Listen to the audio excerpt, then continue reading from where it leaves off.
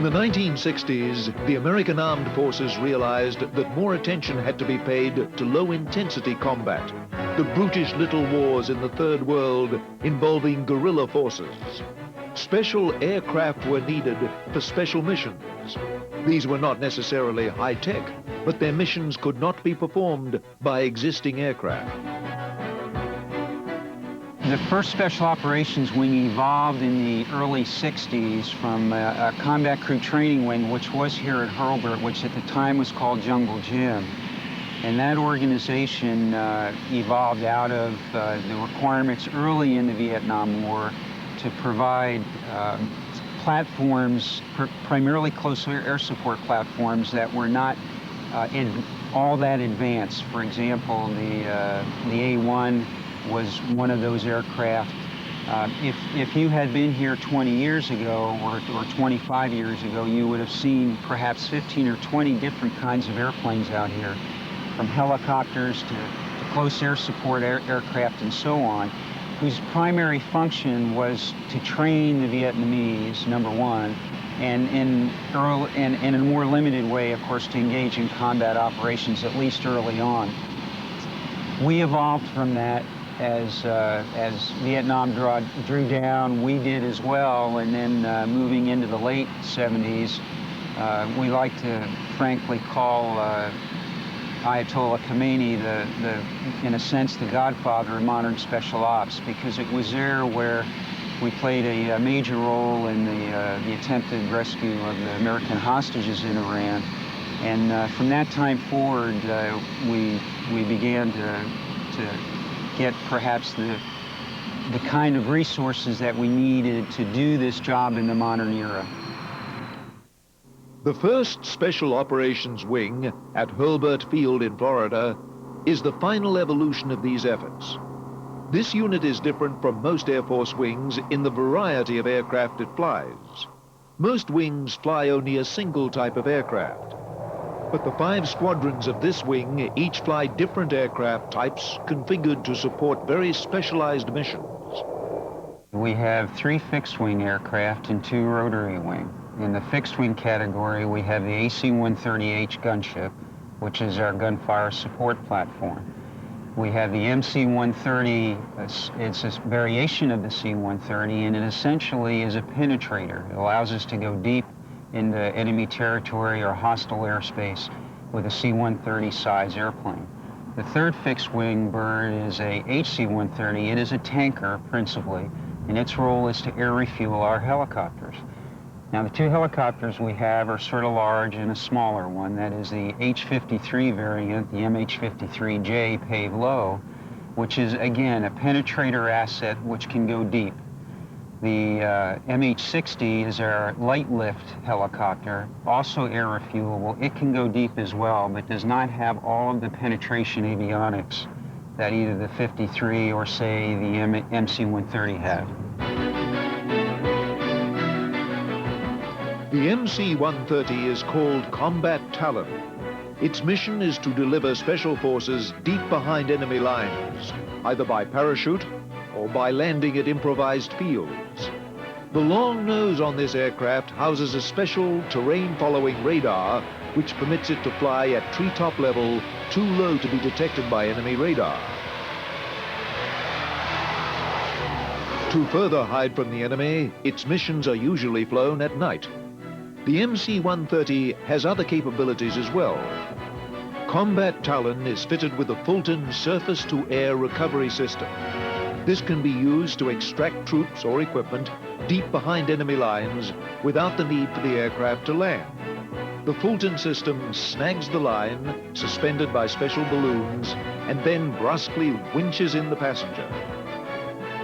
During the Gulf War, one of its special missions was the delivery of the largest conventional bomb still in service, the massive 15,000-pound Daisy Cutter. About 10 of these bombs were used against frontline bunker complexes, intended to discourage the Iraqi troops from offering serious resistance to the initial American onslaught.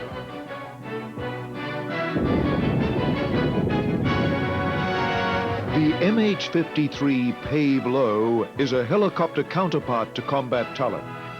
Like the Combat Talon, Its specialty is the delivery and extraction of Special Forces troops.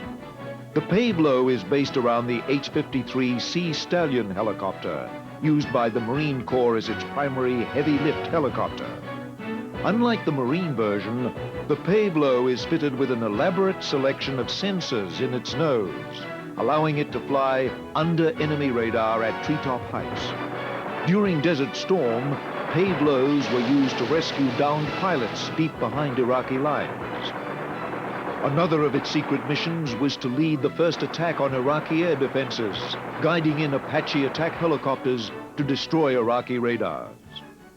The significant difference between that airplane and others is that, number one, it has a terrain-following, terrain avoidance radar, which allows the bird to operate as low as 100 feet at night or in adverse weather conditions when one perhaps could not see outside the airplane, and do so safely. The other capability is a very good FLIR, a forward-looking infrared set on the bird, which gives you night visibility. And perhaps most important of all is the fact it has an enhanced navigation system, which includes an inertial navigation platform and global positioning system, which allows us to go very long distances very precisely and to arrive within seconds. The beauty of this machine is that it is specifically designed, as I indicated earlier, to go deep and get there when it's supposed to get there and get where it's supposed to go on time. The MH-60 Pave Hawk is a shorter-ranged counterpart of the Pave-Low. It is based on the UH-60 Black Hawk, the Army's standard troop-carrying helicopter. Like the Pave-Low, it has advanced night vision and navigation gear for night operations, and a refueling probe which extends its effective combat range. Essential to many long-range missions is the need to refuel the aircraft in flight. This is the task of the HC-130 tanker. The HC-130 has special pods on the wings which tow a low-speed fueling drogue. The HC-130 is specially configured to allow it to operate safely at night, refueling the Special Operations helicopters covertly.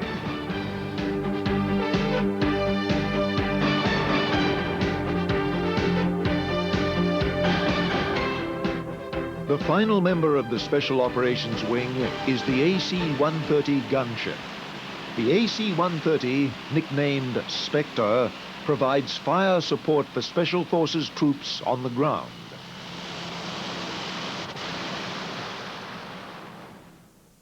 Well, I think the most distinguishing capability that we have is the precision and accuracy of the firepower that we can deliver. And I'll be quite honest with you, the ground forces love this airplane because it can deliver the firepower very close to its position, and the issue of fratricide is minimal because of the accurate delivery power we have with this airplane.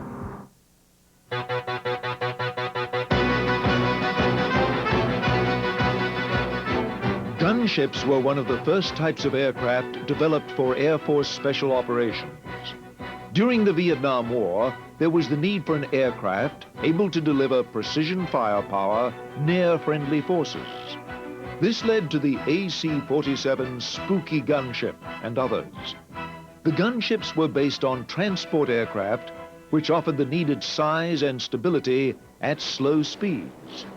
Almost inevitably, the C-130 became the ultimate gunship platform.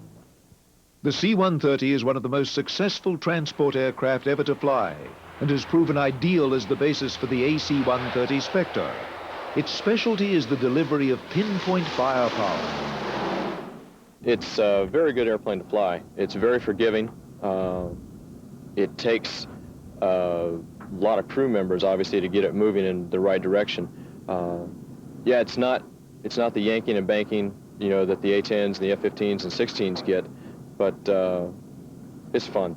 It really is a lot of fun. We don't, like the slick 130s, we don't get up and cruise at altitudes. We've got so many holes in this airplane that getting up above 10,000 feet is a task for us, but it's fun to fly. One of the most striking features of the AC-130 Spectre is the size of the crew, 14 men. No other attack aircraft has so large a crew. The crew is needed to operate the guns on board the aircraft, as well as the sensors and computers which make the guns so accurate. First of all, we have 14 people on a crew, and the first real challenge to any one of those crew members is crew coordination. And we have several interphone systems on a crew, but it's truly a crew effort when this airplane goes into combat. You have 2 pilots, a flight engineer, you have a navigator and a fire control officer that all sit up on the flight deck. Then back in the cargo compartment, you have a booth back there, and you have an electronic warfare officer, you have a TV operator, and an infrared operator at work in that booth, and they're doing a lot of their mission coordination and finding the targets with that fire control officer sitting on the flight deck. And then the remaining people in the cargo compartment are 5 aerial gunners, as well as a loadmaster that sits in the tail of the airplane and looks out and scans for threats to the airplane. So it becomes a real crew effort to get the bullets out there on the ground to support the guy that may be on the ground or in our interdiction or our reconnaissance role. The Spectre crews are drawn from crews of Military Airlift Command, including the transport version of the C-130 Hercules, called the Slick by Spectre crews. I feel as far as the 130 world goes, this is the cream of the crop. This is where everyone wants to be. Anyone that's flown Slicks, they will kill each other to get here, as they say. It's a great airplane. At the heart of the AC-130 Spectre is its gun systems. As on the first gunships, the Spectre has them lined up along the left fuselage side. We'll start at the front of the aircraft. We have 2 20-millimeter Vulcan cannons. Each one is capable of putting out a rate of fire of approximately 2,500 rounds per minute. We normally limit our bursts to 8 to 10 seconds maximum to keep the barrels cool, and also to conserve the ammunition on board. We do have a finite amount of ammunition, and normally a small dose will do more than a large burst will do anyway. Moving back, we have the 40-millimeter Bofors cannon. If you're familiar with the old World War II movies of the pom-pom guns, what we've done is taken one of the pom-pom guns off, put it on a trainable mount, and put it in the aircraft. Most of the ammunition that we shoot is 1950s vintage, so it's an unusual gun in itself. And then finally, we have the big weapon, my own personal favorite, the 105 howitzer. My philosophy is start big and work your way down, but it is a very good weapon. It's a standard Army field piece, 105-millimeter howitzer that's been put on a trainable gun mount and fed through the fire control system to make it very accurate, and it delivers a good punch when it hits. So it is a very nice weapon. The Spectre gunship is a complex combination of high-tech and low-tech. Its 105-millimeter gun is the largest gun carried on any combat aircraft today. You've got to have some respect for the weapon. It recoils approximately 47 inches, and it's a couple thousand pounds. And if you're in behind it, or you fall in behind it, or your hands are in the wrong place, you could definitely get injured. So you got to have a lot of respect for that weapon and the ammunition. So we're very careful around that weapon system. The side-firing guns require some special adaptations to the aircraft. On modern fighters and attack aircraft, the weapons are aimed through a sight called the heads-up display, located in front of the pilot. This displays most of the critical flight information and aiming points. On the Spectre, the HUD is located on the side instead of in front of the pilot. With this HUD, as obviously it would be in an A7, it would be mounted right in front of the pilot, in front of the cockpit. But with us, with all our action going off on the left-hand side of the aircraft, we have to be able to denote, see the symbols up here on the combiner glass and where they're pointing on the left-hand side of the plane. Well, the HUD is what we use to aim the weapons. With the computer-generated symbols that we get from the HUD through the computer that's located back near the fire control officer station, that's how we aim the guns. That's when I'm shooting the weapons on this aircraft, I'm basically looking into a black hole. I can't see anything on the ground. We're firing, at altitudes that I can't distinguish ground references. I can't distinguish the target at all. But the sensors are able to see it, and their information is fed into the fire control computer, and that in turn generates the symbols on the HUD, and I use that to aim with. Once I get the symbols matched up on the HUD, then I can fire the weapons. Because the Spectre operates at night, it relies on a pair of night vision sensors to aim its weapons accurately. we're primarily a night aircraft, as you've talked about, and being such, we're equipped with an infrared sensor, which you can relate it to a television camera that works off of heat sources versus the light spectrum, and it's very capable. It allows us to operate in a very dark night without any light source. In addition, we have a low-light television set on board, which with some moon illumination can operate independently, and without it we can provide our own illumination, which is not visible to the naked eye. Those two unique capabilities gives us the eyes in the sky, and those sensors are tied directly into our fire control system. If you could imagine that with the tie-in that we have, where the sensor looks, the gun looks, and that makes it a very, very accurate nighttime resource. The reason the gunship can deliver its firepower with such accuracy depends on tactics as well as technology. The location of the guns along the side of the aircraft permits the crew to use a special tactic, the pylon turn, which permits particularly consistent accuracy. It's called a side-firing weapon system. The principle involved was developed in early Southeast Asia years in the late 60s. The principle is that as an airplane performs a pylon turn around a given point in space, that point in space on the ground that is the center of the pylon turn is very stable, and that gives us the bulk of our firing accuracy, and the computer is able to anticipate that as we fly around a known orbit point around the target itself. The pylon turn tactic is unique to the gunship and requires more hours of flying for the pilot and other crew members than other similar aircraft for the crew to become proficient. We go out and shoot the guns every single day.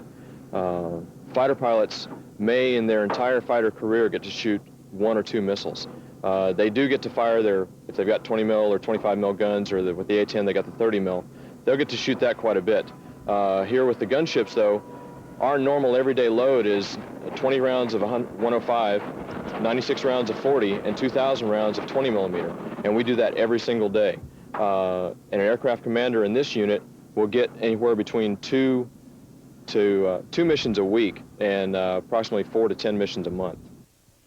The precision made possible by intensive training and special tactics allow very small targets to be engaged accurately. I would consider the typical type of target to be something that's a Jeep-sized type target or maybe larger. And, certainly we can go after vehicles, we can go after personnel. In the open, for example, we may be able to see some of those and destroy those kind of targets, buildings, bunkers, things of that nature. Combat over the past decade has demonstrated the value of specialized aircraft like the Spectre. During Operation Just Cause in Panama, one of the primary targets was the Comandancia headquarters. Ordinary bombing attack was ruled out due to the proximity of civilian housing. The Spectre gunships were called in to do the job. In its principal role in support of special operations, it primarily provides specialized, very accurate gunfire support with very limited collateral damage. A good case in point would be Just Cause, where the AC-130, one of its missions was to work on the Comandancia. And you'll recall the vivid pictures of the Comandancia after that, where the building was taken down with very little collateral damage outside the perimeter of the building. That is the role of the AC-130, to strike targets with limited collateral damage and with high confidence that you're not hitting something other than you intend to strike.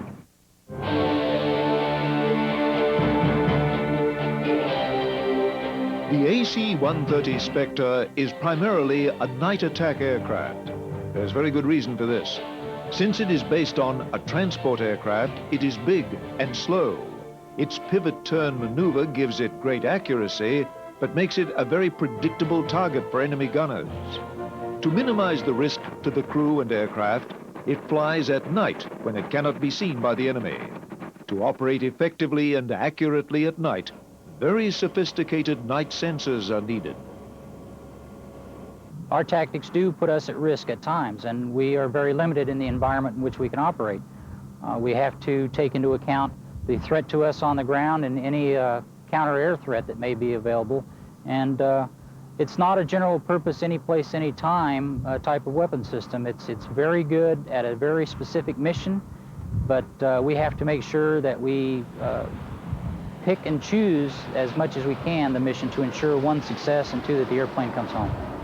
The unique capabilities that we provide, that very precise firepower close in with a low lethality envelope, allows us to work very close to friendly forces. And in the instances that you talked about, Grenada, Panama, those type places, the environment was permissive enough to let us work pretty much with a free hand. In those environments, I don't think you can beat us. The Spectre's night capabilities are reliant on its sophisticated sensors. During a gunship mission, the center of activity for the sensor operators is a small compartment in the middle of the aircraft.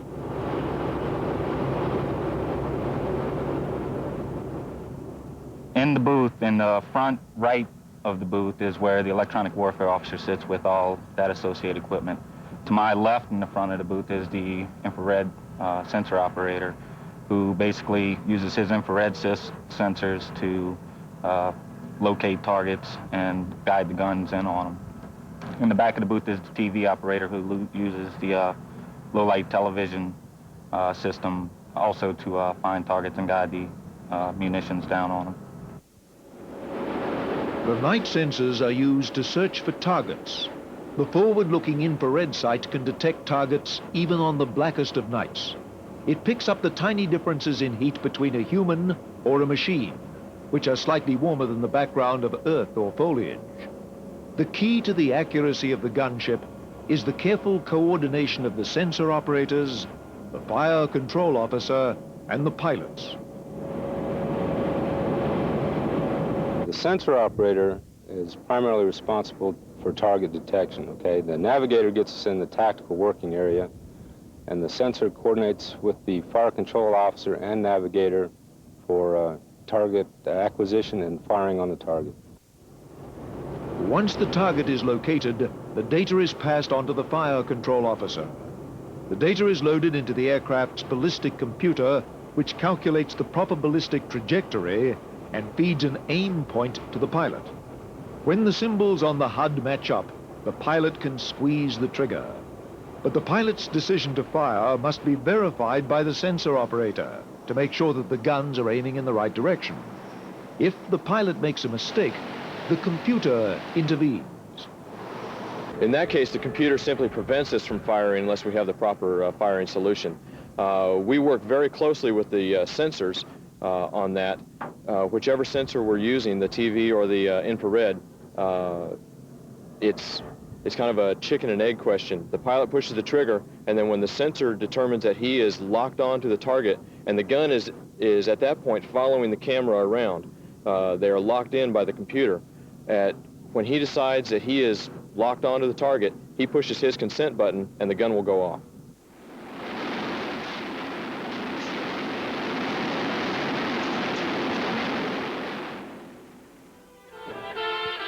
But night alone cannot protect the Spectre. Even the smallest and most backward armies are now receiving radar-directed anti-aircraft guns and infrared homing anti-aircraft missiles. The Spectre defends itself from these threats electronically. It has sensors located around the aircraft to pick up the electronic signals of radar-directed guns that might be homing in on it.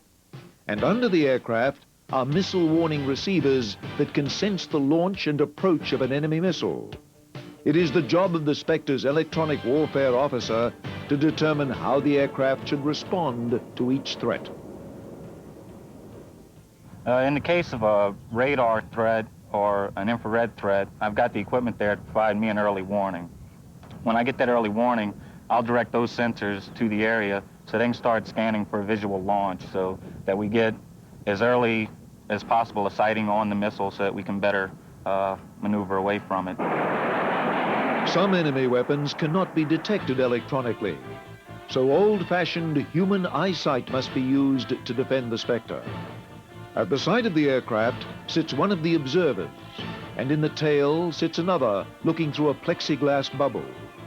These observers have learned from experience what enemy fire looks like. Well, for example, a surface-to-air missile, you'll see a bright light, basically the launch. Then the missile coming up, you'll see the plume, the aft end of the missile, which is more of a corkscrew type action coming up at you, and they're quick. They're very quick. On AAA, the gunners, they use tracers to direct their fire on different size tracers for different size AAA coming up. For example, it's more of a lines of BBs coming up at you, red BBs, and that's very, very quick. It's also very, very dangerous, very accurate.